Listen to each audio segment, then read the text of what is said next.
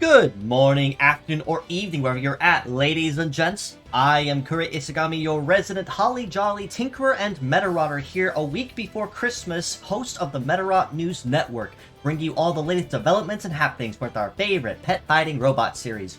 Now this week, as we crest into week 2 of the Shaman King collaboration, and the final week leading up to Christmas no less, we certainly don't have a lot of stuff really to amp up for the holiday season, which on its own may be just slightly disappointing, but with all the stuff we have with the collaboration, that is also very easily made back with all the exciting stuff we have available. Last week, we had the official teaser and release and announcement of the collaboration as a whole, and generally an overview of what to expect in these 2 weeks. But last week, again, we also got Byakuyo and the Raite as the first half of the collaboration. This week, with the second half, of course, we will have Wave 2 of basically everything, more rewards, more events, and so on, as well as the release of the other 2 models to be expected.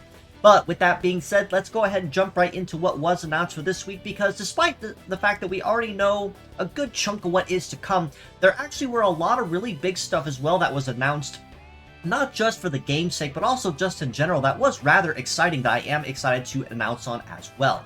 But with that being said, let's go ahead and get started. Starting the lineup, of course, with the collaboration models is SKG02 Horoke Wolf. Hits of minus guard, hyper freeze, break rush, wheeled legs, and the leg ability of snow type. Now, right off the bat, again, much like the other 2, nothing really new to the table that we haven't already seen. Minus guard we've seen once before on an existing permanent bot. Hyper freeze and break rush, same thing. But snow type is again nothing new, but on wheeled legs on the other hand is most certainly new, and it's going to be something very, very exciting no less, because snow terrain, with the exception of float and sea-based, and even then that's kind of a stretch, is like the one terrain that nobody has true mastery on. So if you pair the extremely fast but fickle wheeled legs with the snow-type terrain at automatic S rank, you're going to be literally skating around everybody else on the field while they're struggling just to pull their legs out of the snow.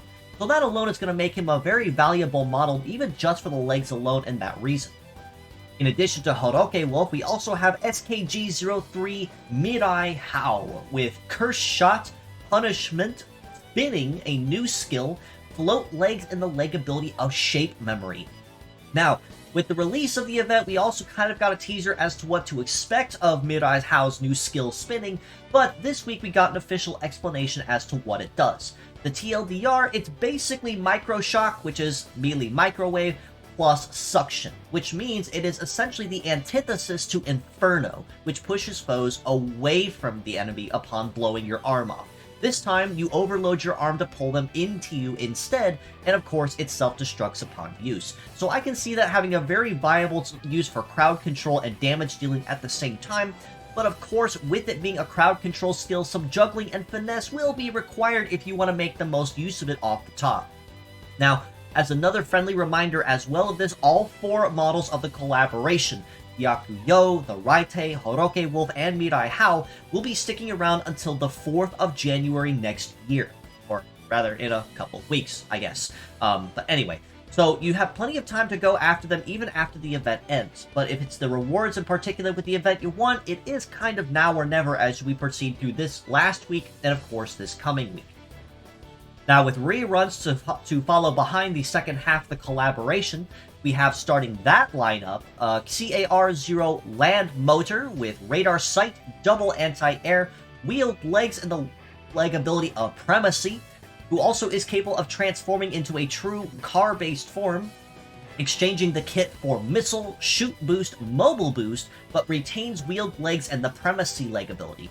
So ultimately, at first glance, Land Motor may not bring a whole lot to the table, but if you need solid auxiliary support for shooter types and speed, as well as your coverage against flight-based legs with anti-air, you really don't have to look much further than the original Transformer of Medarot 1. But of course, despite that, still has his very solid uses in competitive meta, where Tornado Anti-Air Spam is basically one of the 3 big competitive metas in terms of team building. Behind Land Motor, we also have BAY0 Primity Baby, the original secret final boss of Medarot 2, with a kit of Force Control, Defense Seal, Hyper Crept, Float Legs, and the leg ability of Auto Repair. Now, we have not seen Primity Baby for a while, and compared to most other stuff we have these days, even after getting the tune-up treatment a number of months ago, Primity Baby's just kind of there. Very solid auxiliary interruption-based shooting between Force Control and Defense Seal, and with some occasional support with Hyper Crept as well. But compared to most other models, he's just kind of there, nothing really special, but he will be sticking around with the collaboration as a highlight for one particular reason I will get to in a moment.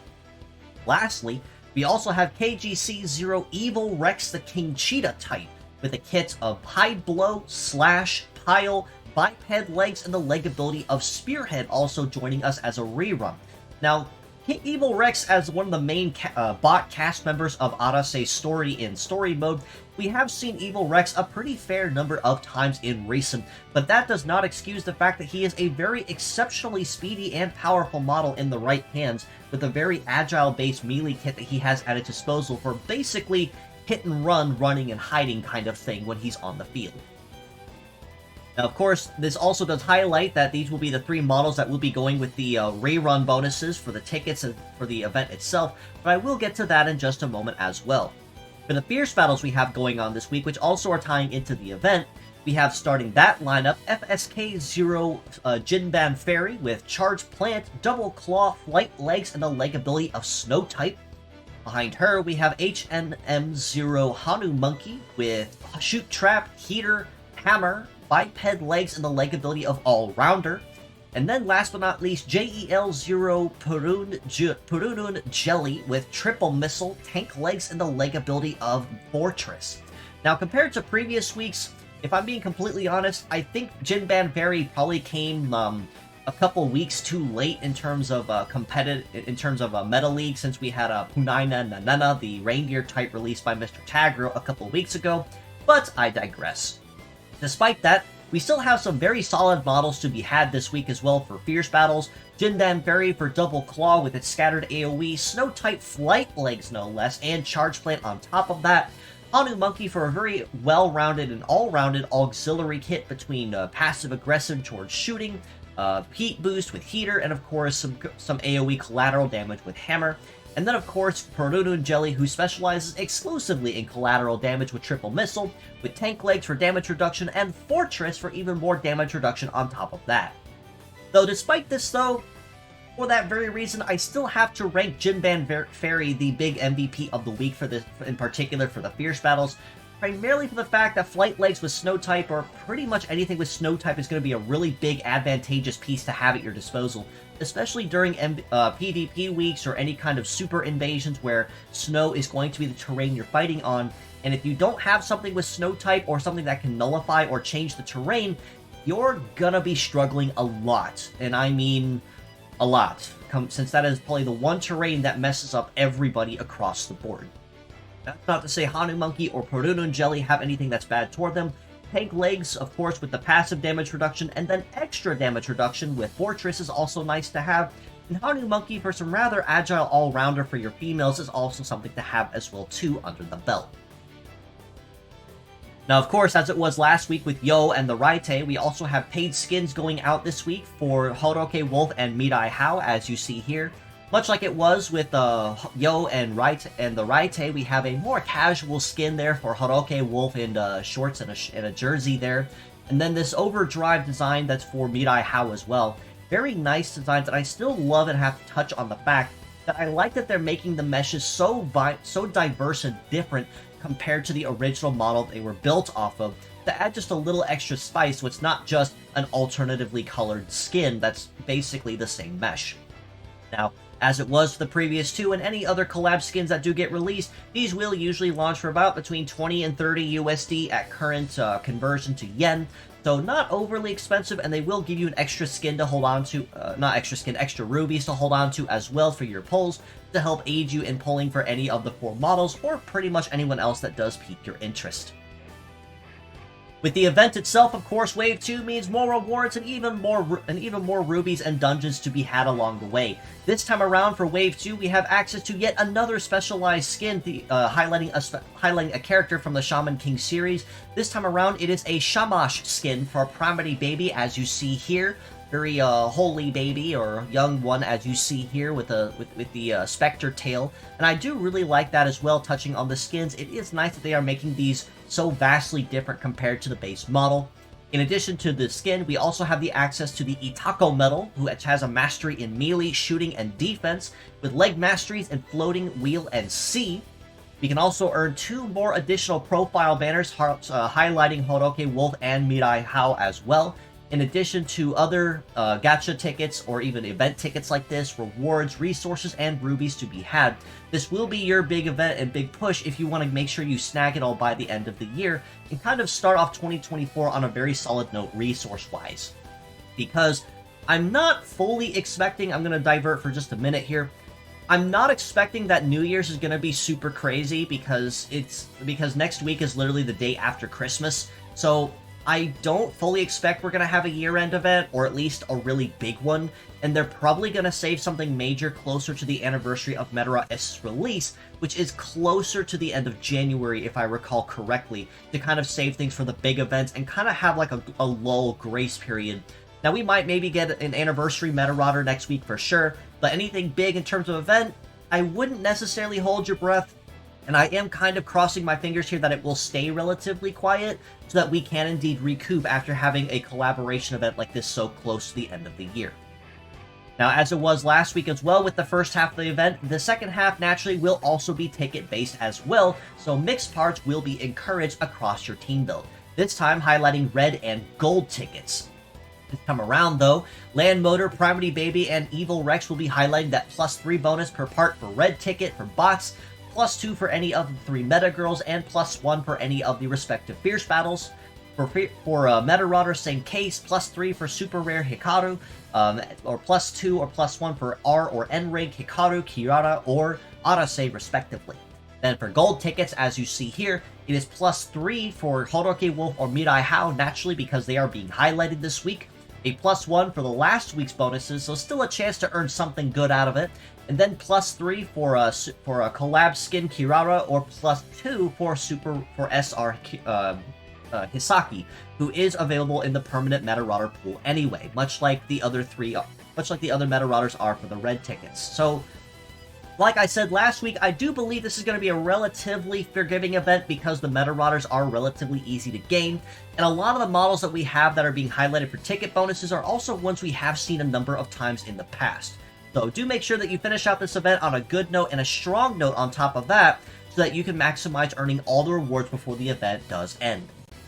Now lastly, in addition to the event itself, we do also have, of course, another limited time Super Invasion and daily missions going live this week as well with the second half. Now again, much like with the first Super Invasion, it very likely will just be overclocked metal, so go in with your best teams, clock everybody, and walk out 10 rubies and 10 Cyplasium Richer with your profile plate in hand. The daily missions, of course, really easy stuff. Change your BGM, participate in the event, do the Super Invasion, all stuff relatively related to the event as a whole. And then, of course, you can also earn event tickets, which give you access to basically a permanent pool plus a highlighted number of bots, such as Old Superbia or Evil Rex or Land Motor, which are currently available in there right now, as a way to maximize just an extra chance of getting something nice out of the permanent pool. Now, in terms of game-related stuff, that basically is the end of it for the most part, but there was one other really big piece of news that was highlighted just this morning before I started recording, and I just absolutely had to highlight on it. That being said, though, there has been an ongoing project in our community Discord for quite some time now, where they were going to go on RetroAchievements.com, which is a very well-renowned site that basically just adds achievements to certain games that can be played, much like Sony's PlayStation Network for achievements or Steam's achievement system and things like that.